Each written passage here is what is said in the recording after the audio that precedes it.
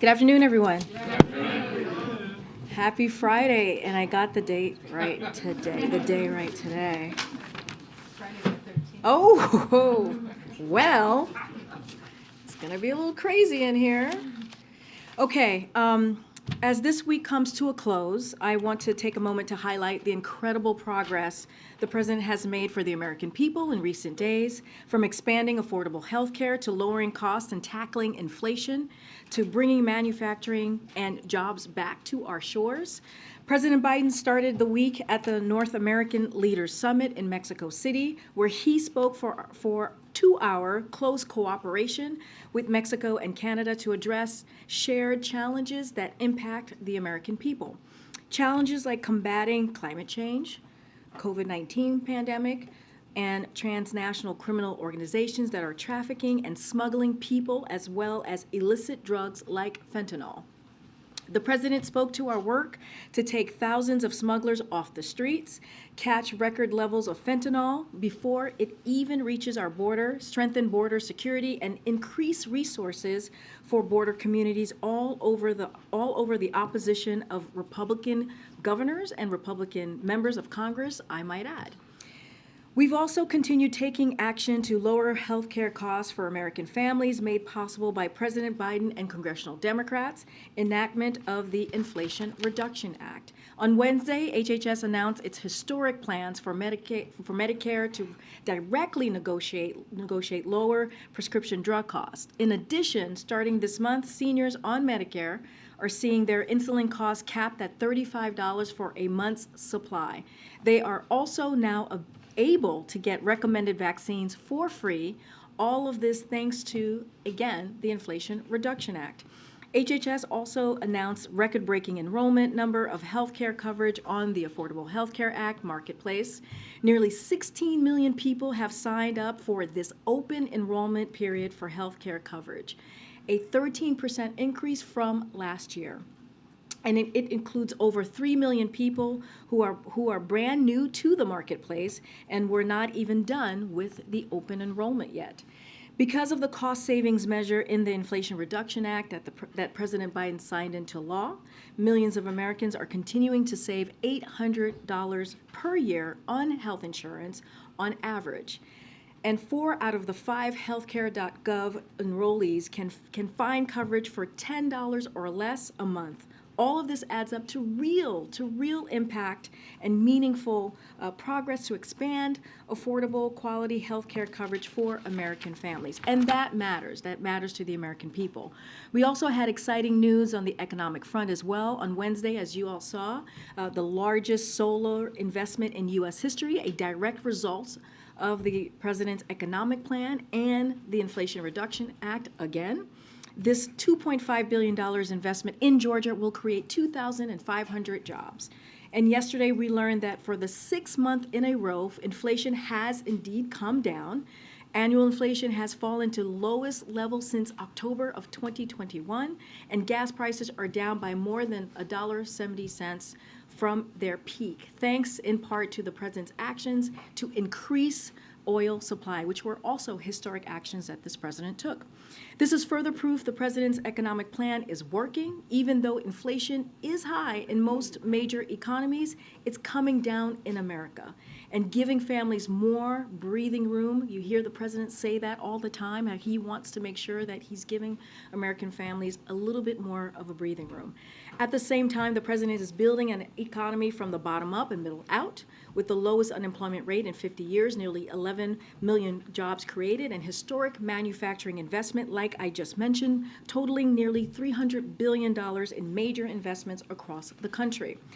And as we end this week, on Friday the 13th, as somebody marked, today, President Biden welcomed Prime Minister Kishida of Japan to the White House. We will have a joint statement out for all of you shortly, laying out their conversation and their discussion this afternoon.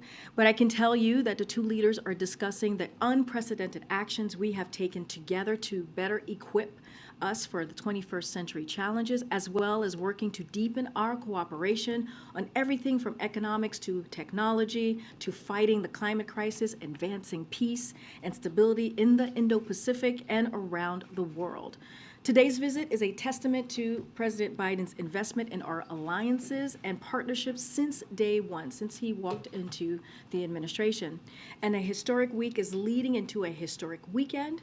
I am so happy and glad to be joined by my colleague and former mayor of Atlanta, Senior Advisor for Public Engagement, Keisha Lance Bottoms, to talk about the president's trip this coming Sunday to the historic Ebenezer Baptist Church to remember and honor the legacy of Dr. Martin Luther King Jr. this Sunday, as I just said. I know many of you had some interest here, so we wanted to make sure that she was here to answer any questions and to lay out why this day is going to be so important. I do want to say on a personal note, as Black women, we have broken barriers. This church and the day honoring King are near and dear to both of our hearts. I know on a personal level, we are both looking forward to joining the president on this trip and being in what has been the epicenter of the movement from civil rights in this country for decades. With that, Mayor Bottoms. Okay, the floor is yours. Thank you. Well, good afternoon, everyone. Good afternoon. It's kind of scary up here. All right. As Karine mentioned, I am looking forward to joining the president as he travels to Atlanta this weekend. As many of you all know, in Dr. King's I Have a Dream speech, he expressed many ideals that he would not live to witness. But I stand here, and many of you sit out there as beneficiaries of that dream, his sacrifice and service. So I am eternally grateful for that. As Karine mentioned, the president is traveling to Atlanta. This is at the invitation of Reverend Warnock, and the president will deliver a sermon at Ebenezer Church, which of course was Dr. King's church. Also, Congressman John Lewis's church. The president spoke with Senator Warnock last night. Senator Warnock has been the pastor since 2005 at Ebenezer. They had a wonderful conversation about the significance of this historic event, including the fact that the president is the first sitting president to speak at a Sunday service at Ebenezer in its history. This would have been Dr. King's 94th birthday. As we know, this is an inflection point in history, and the president will deliver remarks reflecting on Dr. King's life and legacy, and the way that we can go forward together. Following his trip to Atlanta on Sunday, he will join Reverend Al Sharpton on Monday at the National Action Network, which Monday, of course, is the official celebration day of the King holiday. The president will deliver the keynote speech there. And then finally, before I take any questions, this is an important day. As a member of Delta Sigma Theta Sorority Incorporated, it's our Founders Day, our 110th Founders Day. So the president did a lovely video for the women of Delta. Also, our Secretary of HUD, Marcia Fudge, was also a former national president of Delta. So the president and the vice president are very grateful for all of the support of the women of Delta and the Divine Nine, and happy Founders Day. All right, we'll take a couple questions. Can I ask you if, as in your role in community outreach, whether the issue of the documents is a particular setback for the president at a moment when other things seem to be going pretty well, inflation's coming down, employment is solid? Like, are you finding that you're getting a lot of response from the public on that, and how do you play that issue? In my role as Senior Advisor for Public Engagement, we've not gotten any information on that in terms of from the public. We've not received any questions. And do you anticipate that that will have any bearing, or is causing the president to think at all about it as he's making his decision about whether to run again? Will this, series of discoveries have any bearing on his thinking and his thought process as he decides whether to run? I'll refer those questions to the president. He can speak for himself on that. While the president's in Atlanta, what do you expect his message to be on voting rights in particular? And given that the situation in the Senate remains virtually unchanged when he spoke about this issue in Atlanta last year, is he considering any additional executive action on this issue?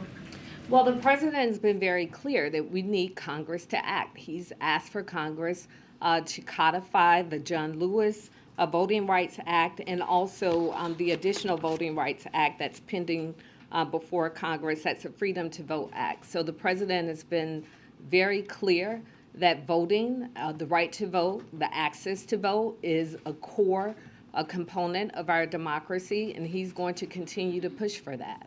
Including on Sunday at the church? The president will speak on a number of issues at the church, including how important it is that we have access to our democracy. And you can't come to Atlanta and not acknowledge the role that the civil rights movement and Dr. King played and where we are in the history of our country. But we still have to push forward. We still have more work to do. And just one other thing, do you expect him to have any engagement with the King family while he's down there?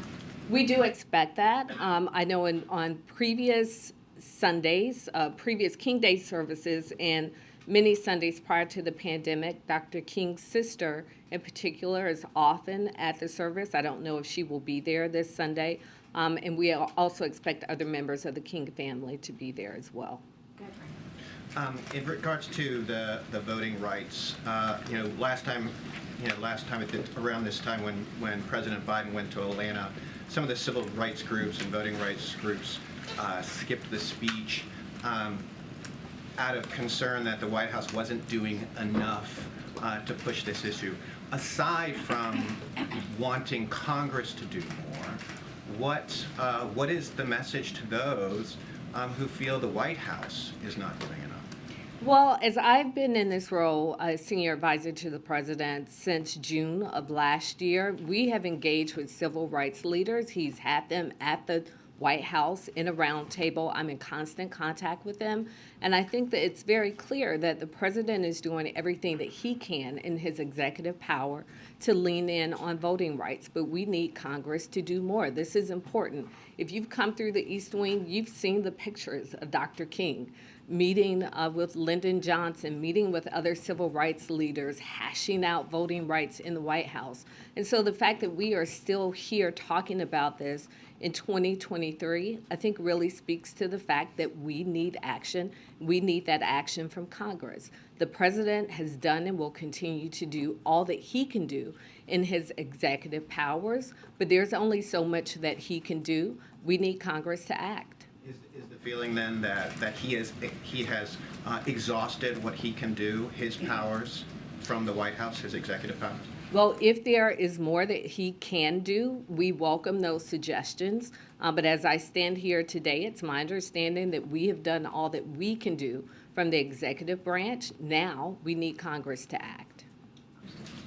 Yes, thank you so much, Mayor Lyons, for being here. Really appreciate it. When you look at the economy, you saw the unemployment rate come down last month, and yet it went up for Black women, for Latinos. What is your reaction? How focused is this administration on trying to make sure that the recovery is equal, is helping African American women? Well, equity is at the center of what we do from this administration, and so that's extremely important. It's been said that when America catches a cold, then Black America catches the flu. Well, that's also in relation to the economy. We often know that communities of color and those communities that often face additional challenges have additional challenges with the economy. The great news is that the economy is doing much better under this administration. Also, the president is going to continue to lean in to make sure that we have access to resources that are specific to communities of color, that are specific to women, to give us those opportunities to be successful in this economy. Do you anticipate him addressing that in his remarks on Monday?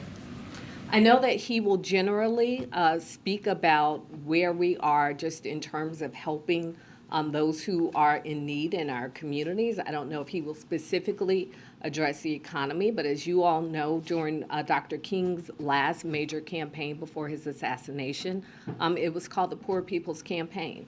And what we know is that from this administration, many of the focus areas have been aligned with what Dr. King was focused on at the time of his assassination. That's making sure that we are creating this beloved community, free from hate, free from poverty, giving people access to resources so that they can have what they need to compete and succeed.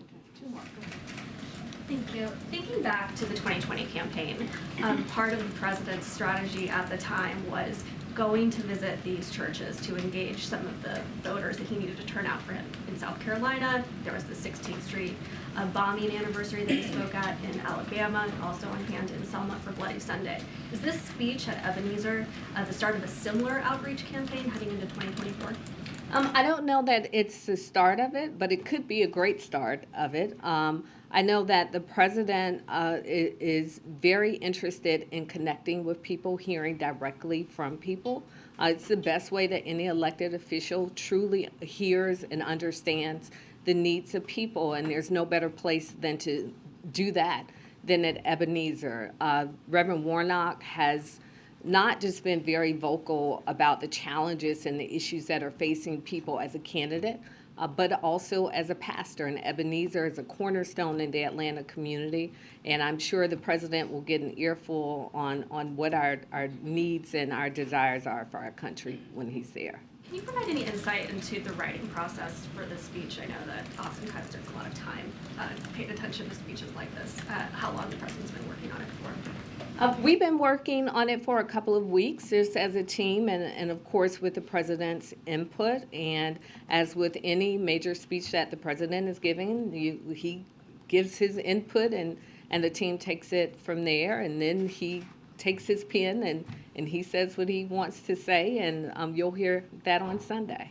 Okay, is it finished? No. It's never finished. Okay. Just one question. Obviously, Democrats had a big victory in the runoff election in Georgia. He's going back to a historic Black institution to speak of this church. You know, how do you see the state, your home state, kind of fitting into the political landscape going forward now? Georgia's pretty important. I think I've always thought that. Now the rest of the country knows it. We know that Georgia's played an important role with how our Senate is now comprised, and I expect that role will continue to be just as important in future election cycles. Okay, last question. And remember, Sorry. I just have to say this, Go for it. Georgia did go for Joe Biden, all right? Go ahead, Ebony. Last question. Just a couple of questions. First, whether it be on Monday or on Sunday when he's at Ebenezer, is he going to be meeting with any civil rights organizations at any point during any of those visits? Well, as I mentioned, on Monday, he will be joining Reverend Al at the National Action Network. There'll be many civil rights representatives there. There will be many at the church who will also have an opportunity to connect with the president while he's there. Nothing separately. Nothing separately, but there will be some engagement while at the church. And at the policy forum with Reverend Al Sharpton, when he attends the NAN event, what kind of policies can you talk about that you know that they'll be talking about on that day? Or what kind of policies do you think that we can kind of expect to hear the president talk about even following that? I know that Rev has been talking about criminal justice reform quite a lot and had several other meetings. Can we see the president pick back up on those same messages following this? Well, the great thing is that this is not a one-time engagement. Reverend Al and some of the other civil rights leaders, I believe from 8 other organizations, were in the White House a few months ago, sitting down with the president, sharing their concerns.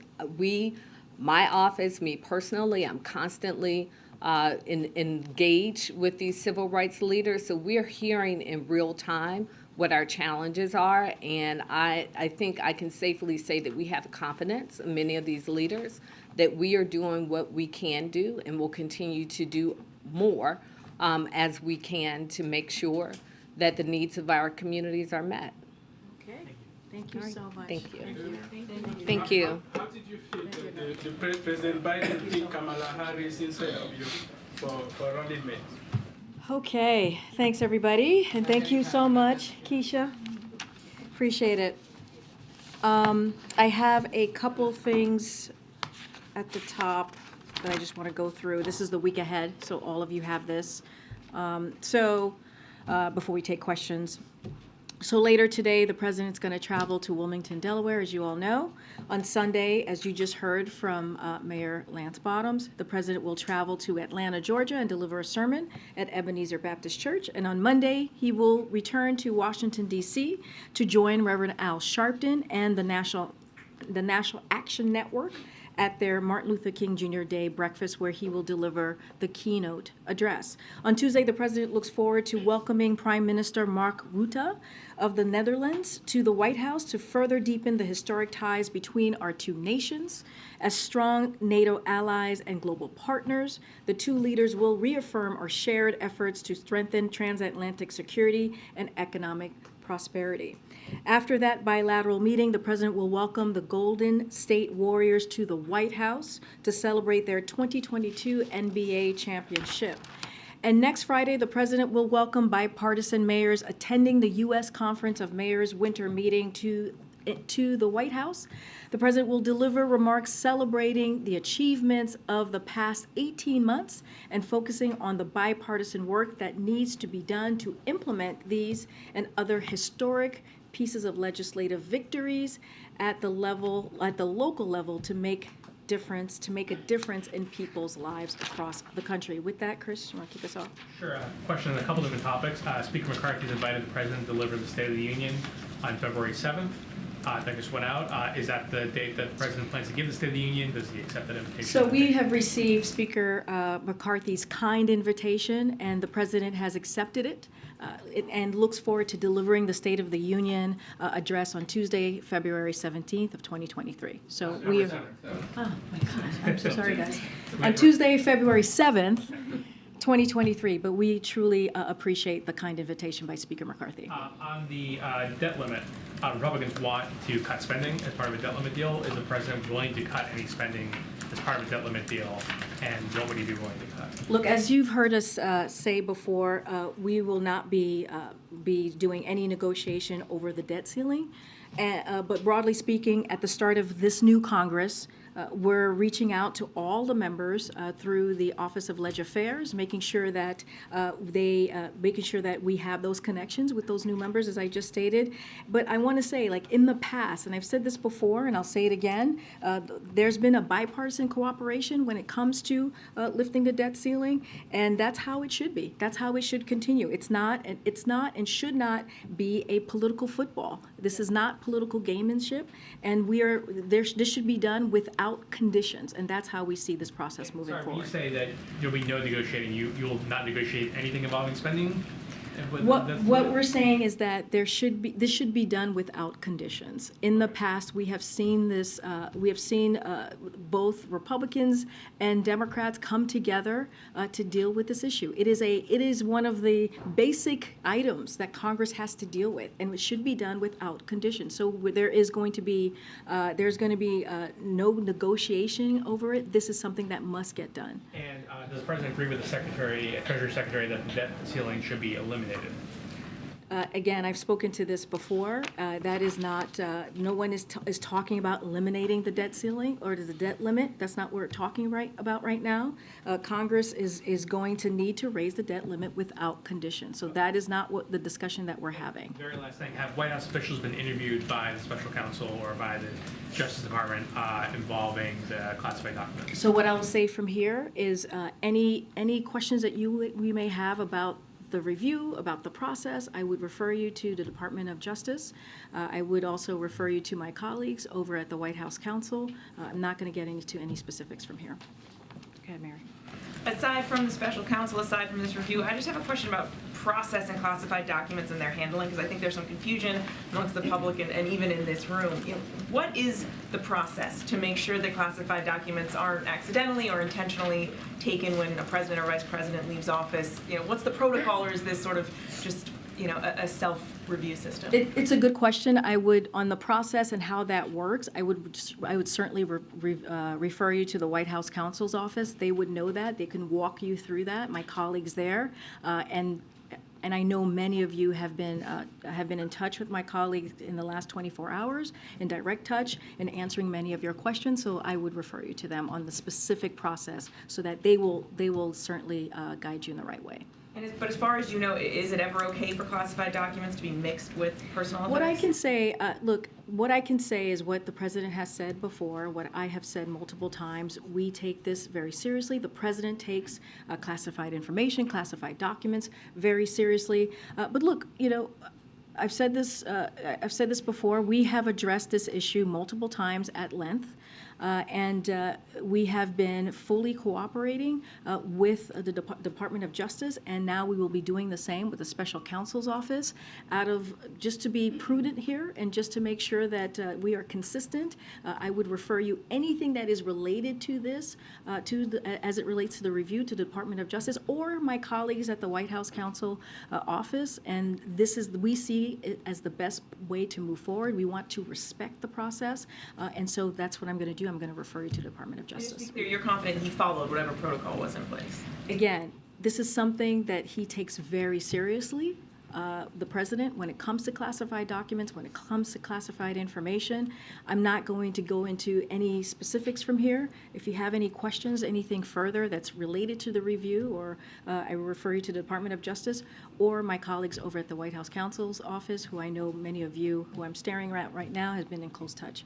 Go ahead, Ed. A few things, Karine, thank you. Following up on the State of the Union, I believe it was the president who suggested he has spoken with Speaker McCarthy. Are there any plans for them to meet in person before February? Yeah, they spoke, and I think we actually shared that with all of you. The day that Speaker McCarthy became Speaker, you saw a statement from the President and the First Lady congratulating Kevin McCarthy becoming Speaker. And then the next day, I believe that was on a Friday, I believe the next day, which was a Saturday, the President had a direct conversation. He connected with Speaker McCarthy and congratulated him in person. But no plans yet for I don't have a plan. I don't have a scheduled meeting to share with you at this I time. wanted to follow up on a few things from yesterday. When was the president informed about the Attorney General's decision to appoint a special counsel? How and by whom?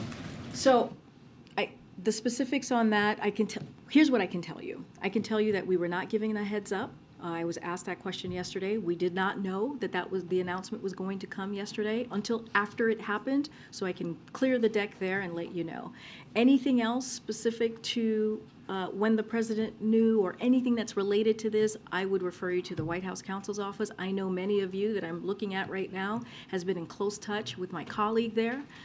And so I would continue to refer you to my colleague at the White House Counsel's Office. One of the things that they finally confirmed for us is that Bob Bauer is indeed the president's personal attorney handling some of this. Given that the Justice Department cited the personal counsel as having made this initial outreach to National Archives and has been in touch with the Justice Department, is that the person who these questions should be directed to? Why the White House Counsel? I will say this again. Whatever the White House Counsel, my colleague told you in your conversation, I know you guys just spoke or connected earlier today, I would ask them that question.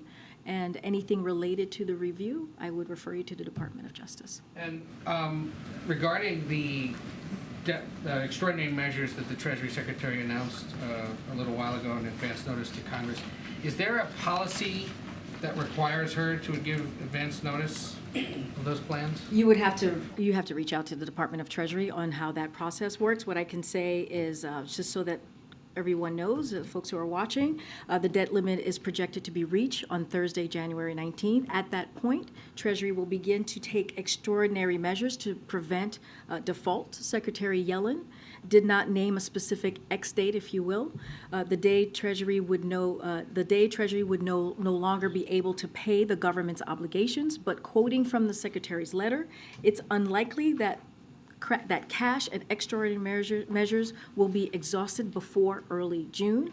But that does not mean that Congress should not wait until then to raise the debt ceiling, as we have been saying over and over again. The sooner Congress acts, the better, since even the prospect of not raising the debt ceiling will have damage the full faith and the credit of our nation. And again, we are going to continue to encourage Congress to act. But as far as the steps and how this all works, I would refer to the Department of Today, Treasury. 6 days till the 19th. A few years ago, she did it about 10 days beforehand. I understand. I would refer you to the Department of Treasury. Nothing to it being announced today amid the situation that the I- White House is facing. I would refer you to Department of Treasury. And just to be very clear here, Ed, I've been in here almost every day since we got back from Mexico City, standing here taking your questions at length.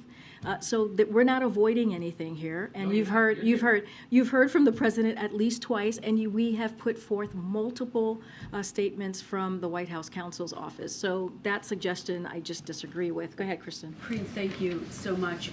Does the White House and does the president agree to fully cooperate with the special counsel investigation? We have said that we are going to continue to fully cooperate. We have been.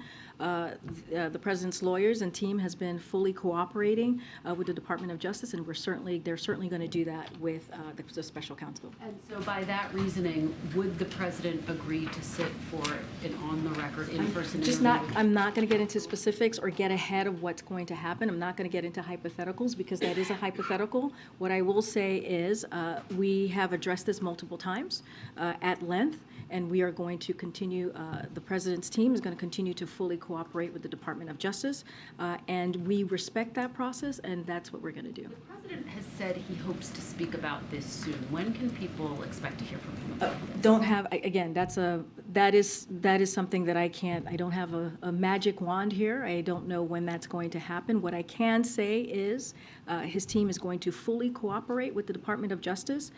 Let's not forget, the president said during the campaign that when it comes to the Department of Justice independence, he respects that. And that is something that he had said was incredibly important to make sure that they had their independence. That's why we say we're going to make sure that they have their independence, and that's why I'm saying that we're going to refer to Department of Justice. And let me just ask you a big picture question here. Does the White House, broadly speaking, have an obligation to share not just with the National Archives, but with the American people when the existence of classified information is found in a private location? Again, there's a process in this. But just big picture, not necessarily in this instance, but is it the policy of the White House that they should share that information, not just with the National Archives, but with the American people? So I'll say this, Kristen. We have been transparent in the last couple of days. Remember, there's an ongoing process, and we have spoken when it is appropriate. And we have shared, again, I've been here almost every day, not every day, but from Wednesday, yesterday and today, taking your questions on this. The White House counsel has put out a very extensive, multiple statements on this as well. And you all, I know, you all have been talking, many of you here have been talking to my colleague in the White House counsel. So what the actions that we took were right actions that his team took in dealing with the Department of Justice and also the archives. Look, You guys have answered questions when the press has broken in the news. Because it's an ongoing process. Because, again, it is an ongoing process. There is a process here. The Department of Justice is independent. We respect that process. But again, I have taken questions. I can take two questions to 100 questions. I have answered your questions as almost every day on this issue. And again, anything else that you may have, anything that's related to the review, I would refer you to the Department of Justice. One last question, because I know you've got to move on here. But the president campaigned on the argument that he would restore confidence. We know that he's in the process of deciding whether to officially announce he's running for re-election. Does this episode undercut that argument, that he would restore confidence? Because here we have in the headlines that he is now under investigation. He's by the restored special independence in the Department of Justice. That's what we're doing here. When we're saying we're going to refer you to the Department of Justice, that is restoring independence as it relates to issues like this. And that is important to the president. And it's been consistent. What I am saying about investigations has been consistent for the last 2 years. You've heard me over and over. Again, when it comes to a legal issue or a matter like this, we have always referred to the Department of Justice. So there's nothing here, different here. We have said we wanted to restore the independence of the Department of Justice. That is what you're seeing. And again, this has been done in a transparent way. When it relates to how this was dealt with the Department of Justice and the archives. The president takes this very, very seriously. Any other questions that you may have about this particular issue, about the review, I would refer you to the Department of Justice. You guys have been in touch with my colleagues at the White House Counsel Office, and I would suggest that you continue to reach out. Go ahead, Stephen. Thanks. I just want to press you on that point about the idea of disclosures when it's appropriate. You describe a process, but it sort of feels like a strategy. A communication strategy to protect the president from political damage. Was it the hope and expectation here that this would have remained a private matter and not have been subject to public disclosure? Look, Stephen, that's your version of the case. I've been very clear here, and I've answered that question multiple times in different versions, right, in the last couple of days. Look, want to be very clear. There's a process here. We are going to respect the process. This is all part of the Department of Justice process, and we are cooperating fully. We are cooperating fully in this process. And again, the president believes that the Justice Department and its independence needed to be restored. That's what you have seen under this administration the last 2 years, and I want to be consistent in what I'm saying. I want to be prudent in what I'm saying when I say that we are going to defer any questions related to this to the Department of Justice and any other items that you have. If you don't want to talk to the Department of Justice, you're free to talk to the White House Counsel Office. I know you guys have been in touch with my colleagues there. We have done both, but let me just ask you, because oftentimes in the careers of White House press secretaries, there comes a time where they are asked, what they knew and when they knew it. Were you or any member of your staff involved in the crafting of a strategy as to when this disclosure should be made in advance of CBS News breaking the story on Monday evening? No. Go ahead. Oh, did you have a question? I did. Driving down the ends of it. A couple of eco questions for you. Do you have a position on how high the debt limit should be raised? I don't have a position on that. What I can say more broadly, what I'm saying is that more broadly speaking, not going to get into the specifics of that. What I can say is that we believe when it comes to the debt limit, it has been done in a bipartisan way over the years and decades, and it should be done in a bipartisan way, and it should be done without conditions. That is important here. And so we're going to continue to encourage and ask Congress to take action, and that's where we're going to leave it at this time. We're not going to do any negotiations, and it should be, again, done without conditions. Would you make calls to Congress and all? Is this a Ledge Affairs thing, or is it entirely up to Congress? I've said that our Office of Ledge Affairs has been in touch with the new Congress to make sure that they know who to reach out, the appropriate people to reach out on the Office of Ledge Affairs. And so we're going to continue. We're always having conversations with members of Congress. The president always has multiple conversations with members of Congress. As you know, he has a lot of longtime friends who are over on the other side of Pennsylvania. And so that is something that continues. But when it comes to this, when it comes to the debt limit, it should be done without conditions. It was done under the last president 3 times in a bipartisan way, and so this should continue. And very quickly on the CPI data yesterday, pretty good result there. That comes on the heels of the jobs data, which was pretty strong. Your officials have been kind of, jazzed about that, it seems, on TV in the last 24 hours or so. Is it fair to say that the White House is thinking this is what a soft landing could look like, or are you not getting that far? Look, what we can say. Team soft landing. I'll say this, and as you said, you've heard from many of my colleagues who are who are economists who have been working on this issue, pushing forward the president's economic plan. Look, it just goes back to the president's economic plan, and we see it as it's working, right? With what the vision that the president has for this country. When you think about when he came in, he passed the American Rescue Plan. You think about all the other historic pieces of legislation, the bipartisan infrastructure legislation. I talked multiple times in at the top about the Inflation Reduction Act.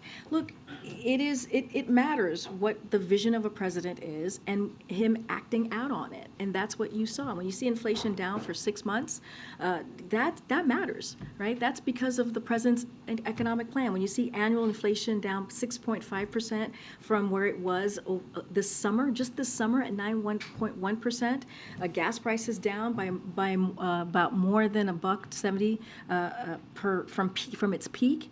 All of that matters. And so that's how we're seeing this. We're seeing it as the president's economic plan is indeed working. We are going to continue to put the American families and American people first and work on this issue that you hear us talk about all the time. His number one economic issue is bringing down inflation. That's why the Inflation Reduction Act, what I talked about, when you think about healthcare, when you think about Medicare and negotiating those prices, when you think about what we announced in Georgia, 2,500 jobs are going to be created because of the Inflation Reduction Act.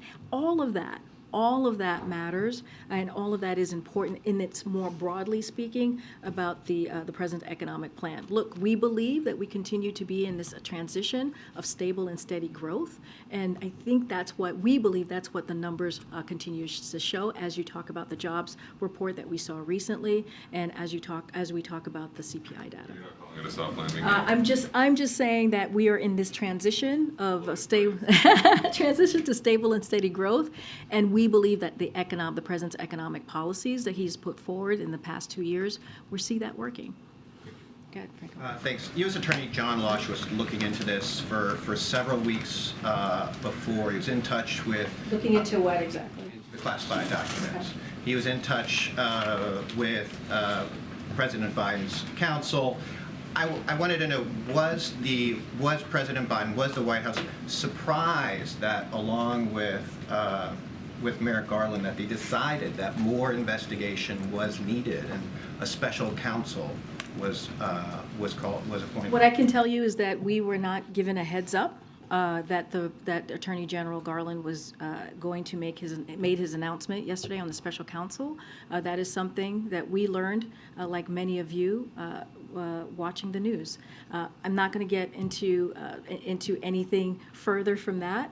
I can't speak to this person who you just mentioned who has been, I don't know, having conversations or making comments about this. I'm just not going to get into that. I'm not going to give reactions from here. What I can tell you is that, again, I'm going to refer you to the White House counsel and office to talk to my colleagues on any particular questions that you may have that's related to this process. And if it's something that you want to know specifically about the review, I will refer you to the Department of Justice. When President Biden did say, God willing, he hoped to be able to say more soon. I mean, it seemed like he was thinking that the investigation would end soon. Was he surprised? I'm just not going to go beyond what the president said.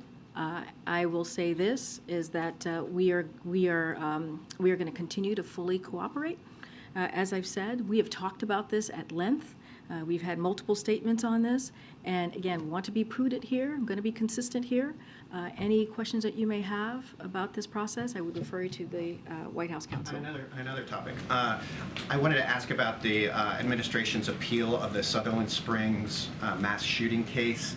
Does it concern the administration that some gun control advocates are concerned or worried about the appeal by the DOJ and that appeal undercuts Biden's own stance on background checks, and actually also that the NRA is essentially applauding the DOJ's move? So look, when it comes to issues like this, legal issues, that is something that the Department of Justice deals with. Again, they are independent, so I would refer you to them on their decision.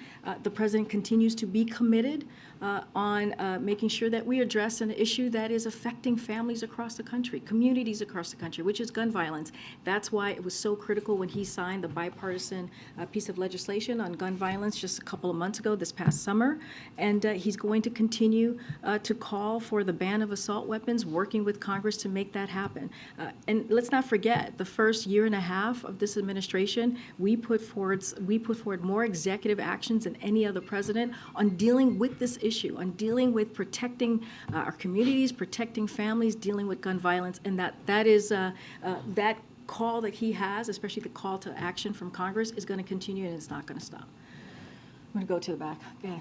I have two questions on the meeting with the Prime Minister, but just briefly on the documents. We have seen online propaganda from adversaries seeking to take advantage from this revelation. I'm sorry, can you go back a little bit? Who's seeking to take advantage? We have seen online propaganda from adversaries seeking to take advantage of the revelation of the classified documents. I wonder if you can share with us whether the administration is anticipating any kind of national security implications from this fallout. Are you hearing any kind of intelligence, and are you doing anything to deter those threats? Again, I'm just not going to talk about any intelligence from here. I would certainly, anything that's related to this, I would refer you to the Department of Justice and also refer you to my colleagues at the White House Counsel. I'm just not going to go into anything, especially national security affairs, and so I would refer you to them. I'd probably follow up with your National That'd be Security great. Council first. Okay, That'd be great. on the meeting, I know we're waiting for a readout, but if you can tell us whether the leaders spoke about semiconductors and whether Japan confirmed that it will enact export controls to limit Chinese access to semiconductors, and whether the Prime Minister again urged President Biden, as he has done so many times, if he would be open to joining CPTPP. So on CPTPP, this is not an option we're exploring. I think we've said that before. We're focused on the IPEF, as you know, the Indo-Pacific Economic Framework, negotiations and deepening our economic ties with those 13 partners, many of which are TPP partners. So that is going to be our focus. That has not changed. As it relates, again, I don't want to get ahead of the conversation. They're currently still having a dialogue. The bilat is still occurring, but I expect they will discuss China, Russia's war against Ukraine, and the DPRK's unlawful nuclear and missile programs, and the leaders will focus on what they can get done together in 2023. Japan holds in the G7 presidency and has just taken a non-permanent seat on the UN Security Council, while we're hosting the APEC and seeking to make shift progress on the Indo-Pacific Economic Framework. Prime Minister Kishida arrived at the White House, as you all know. I believe my colleague laid out what came out of that 2+2 after consulting closely with us and regional partners in Europe, and I expect the President and the Prime Minister Kishida will debrief on those consultations. Again, don't want to get ahead of, we're going to have a readout for you. They're having this conversation currently, and so once we have the readout this afternoon, we certainly will share that. I can just dig a little bit deeper on IPEF, because we really haven't heard much about this framework since it was launched last year. So at this point, it seems like the administration still believes that this is the best offer that the U.S. can give to counter Chinese trade clout. Am I understanding this correctly? So as you said, it was announced in Tokyo just this past May, and Japan was a critical partner, as you know, in helping us to build support, particularly among Southeast Asian countries. So that is important. Again, Japan has been a critical partner in this. IPEF partners represent 40% of the world GDP, and we are united in our belief that much of our success in coming decades will depend on how well governments harness innovation. So that is part of it, right? We got to see how this works through, especially the transformations afoot in the clean energy, digital technology sectors, while fortifying our economies against a range of threats, from fragile supply chains to corruption to tax havens. So again, with Japan's partnerships and leadership in the negotiations, we expect to achieve high standard commitments that will deepen our economic engagement in the region and make good progress in text-based negotiations this year. So this is a partnership that is incredibly important. Japan played a very big role in it. When you think about it represents the 40% of the world GDP. And so, look, this is, again, an important partnership. This is a framework that we are incredibly committed to, and we appreciate Japan's partnership in this. Oh, yeah. Go ahead, Ed. Yeah, thanks, Karine. I want to ask you about the U.S. Chamber of Commerce. So The U.S. Chamber of Commerce embraced President Biden in 2020, and now the president of the U.S. Chamber says that the businesses it represents are fed up with the government making it harder to do business and adding new rules and regulations. Do you have any response? Yes, I do. First thing, the president's first 2 years in office have been the best for job creation in history when you think about nearly 10.5 million jobs created. Manufacturing and small businesses are on the rise, and we are seeing progress in our fight against global inflation. So that's the first piece to just lay out there. The second, look, I don't think that it's all of the Chamber's presidents who said that. She also called out polarization and gridlock and called for permitting reform, immigration reform, improving child care, improving climate resilience, and funding law enforcement. So those are all areas where President has called for Congress to act. And we also agree with the Chamber that Congress must address the debt limit, and we can, quote, not play chicken with the true faith and credit of the United States. That's end quote. And lastly, let me just say, as I think everyone is aware, the last 2 years showed historic bipartisan progress for the American people. I've talked about during this press briefing those pieces of legislation, again, historic pieces of legislation, including on rebuilding our infrastructure and investing in American manufacturing. So the president's plans on infrastructure, next generation research, clean energy, and manufacturing are strongly supported by business community.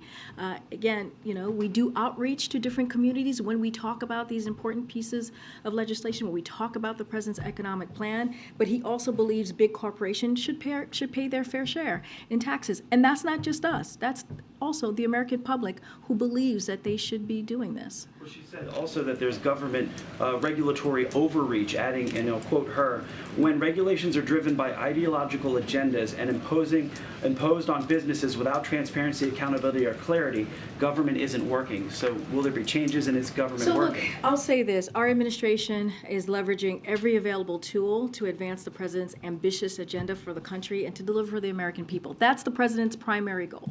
When he came into the administration, and it continues to be the case, he wanted to make sure that he's delivering for the American people, delivering for American families, making sure that we're building an economy from the bottom up, middle out, and that's what you are seeing. I was just asked about the inflation data, the CPI data, and the jobs report. We are seeing, while there's still more work to do, we are seeing the president's economic policy is actually working. Okay. Go ahead, Alex, in the back.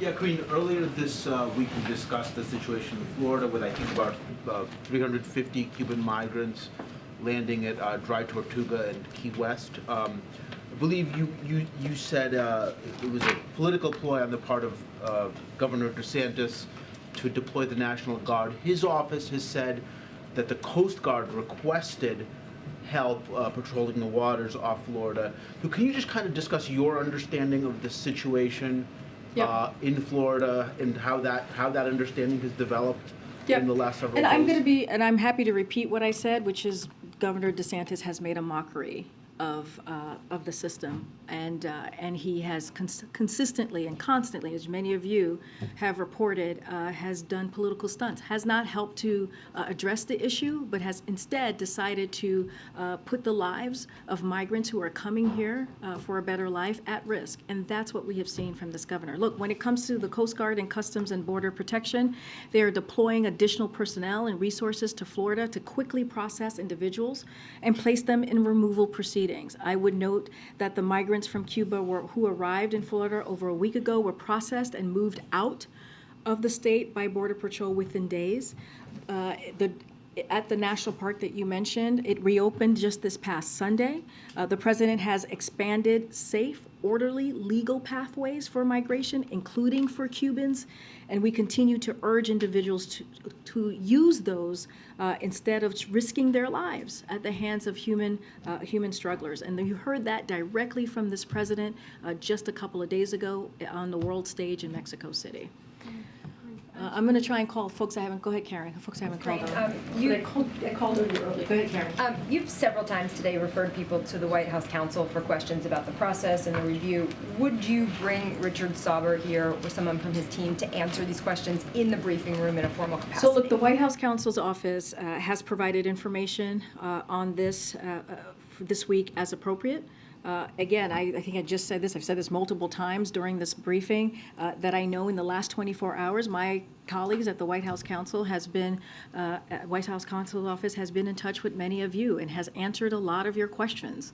And so that will continue. You reach out to them and they will certainly engage. And so I'm going to leave it there. But again, anything that is related to this review, I would send you to Department of Justice. Again, if there is something specific to this that you want from us, I would refer you to the White House Counsel office. And is the White House concerned that this investigation is going to overshadow what you are trying to do right now, what your message is right now?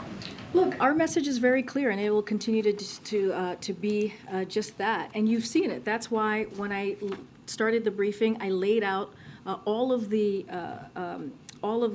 kind of progress that we have made just this week alone. When you think about the Inflation Reduction Act, when you think about how it's going to lower costs for American families, when you think about the bipartisan infrastructure legislation, just recently, as some of you were there in Kentucky, where you saw bipartisanship talking about a bridge that has, for decades, presidents have talked about fixing that bridge. And this president, because of the bipartisanship that he was able to bring together, got that done.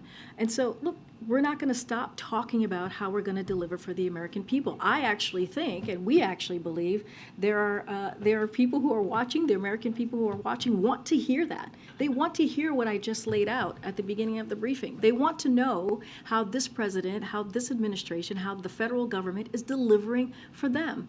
So we're going to continue to have those conversations. You're going to continue to hear from me speaking about that. You heard from the president yesterday talking about the CPI data and how important it was to see inflation go down in six months, and how we're seeing record low unemployment in 50 years. That is conversation, and that work is going to continue. Thanks, everybody. Have a great weekend. Are you the best person to be president with the